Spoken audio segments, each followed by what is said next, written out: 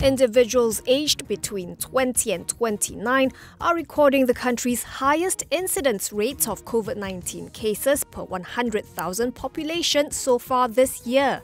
An incidence rate refers to new cases of infection in a population over a specified period of time and basically describes how quickly infection occurs in a community.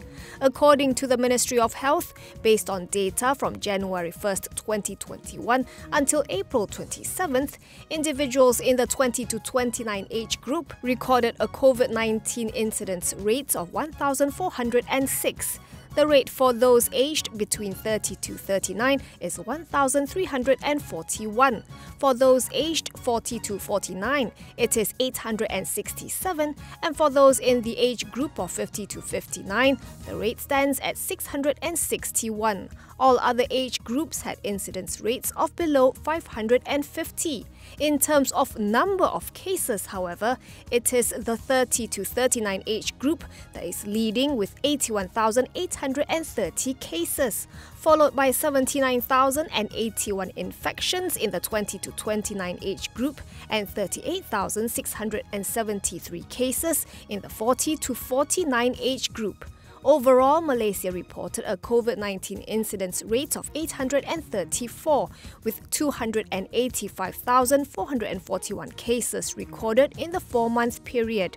The current COVID-19 infectivity rate, or R0, is down to 1.12 from its high of 1.19 on April 17th. Malaysia has recorded 4-digit daily new infections since the start of this year, before dropping to 941 cases on March 29th.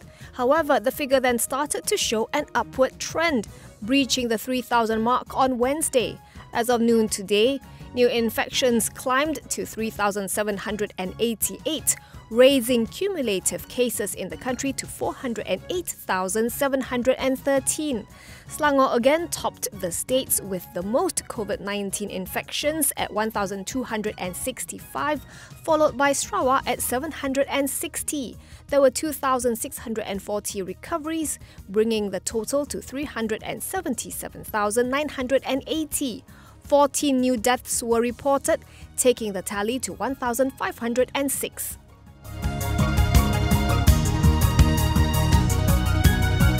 The US Customs and Border Protection has yet to lift its withhold release order against Top Glove Corp's products. This is because the authorities are still reviewing the glove manufacturer's submission that it has resolved all 11 indicators of using forced labour in its operations. When contacted by The Edge, Top Glove reaffirmed that independent international UK consultant Impact had verified the group's resolution of the International Labour Organization's indicators, which included abusive working and living conditions, deception, intimidation and debt bondage, and that its submission is being reviewed. In an email reply to The Edge, the group said it continues to work closely with the US Customs and Border Protection towards the expeditious resolution and revocation of the order, and remains hopeful that it will be lifted. To recap, in late March this year, US authorities directed personnel at all ports of entry to begin seizing disposable gloves produced in Malaysia by Top Glove over allegations that the group uses forced labour. Earlier this week, however, Top Glove said it has resolved all issues and reassured stakeholders that it would continue its efforts to improve employees' welfare. Top Glove closed 0.35% lower today at RM5.65.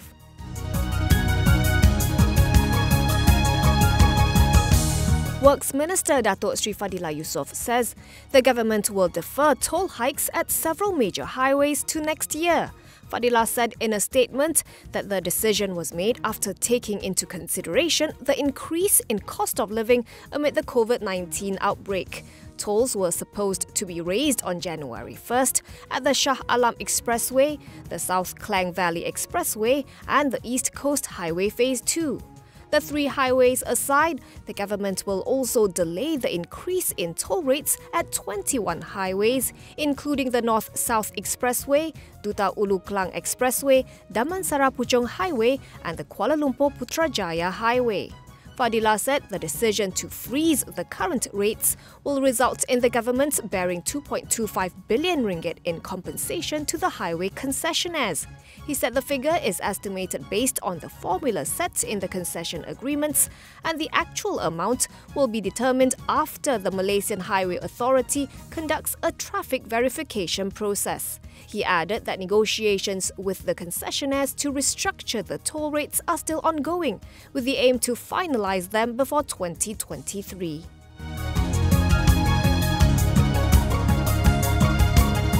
Fitch Solutions says Malaysian households may end up paying more tax over the medium term if the government implements a consumption tax. In its Country Risk and Industry Research Outlook report for Malaysia, the firm cited reports last month that said that the Ministry of Finance was studying the possibility of introducing a consumption tax once the economy recovers as a way to widen the revenue base. Fitch Solutions highlighted the announcement and any future plans to reduce the tax deficit as a clear risk to the disposable incomes of Malaysian households over the medium term. According to the agency, household spending contracted by 4.3% over 2020 and should begin rebounding over 2021. However, it said fiscal constraints will mean that not as much government support can be provided this year, and this is a risk should infections increase again, prompting the re-implementation of restrictions. While it still holds a positive outlook for Malaysian consumers, it cuts its consumer spending forecasts for the year from a projected growth of 11% year-on-year to a growth of 3%. This recovery, it said, will depend on the ability of the government to vaccinate enough of the population, noting that as of last Sunday, Malaysia had only administered 4 vaccine doses per 100 people.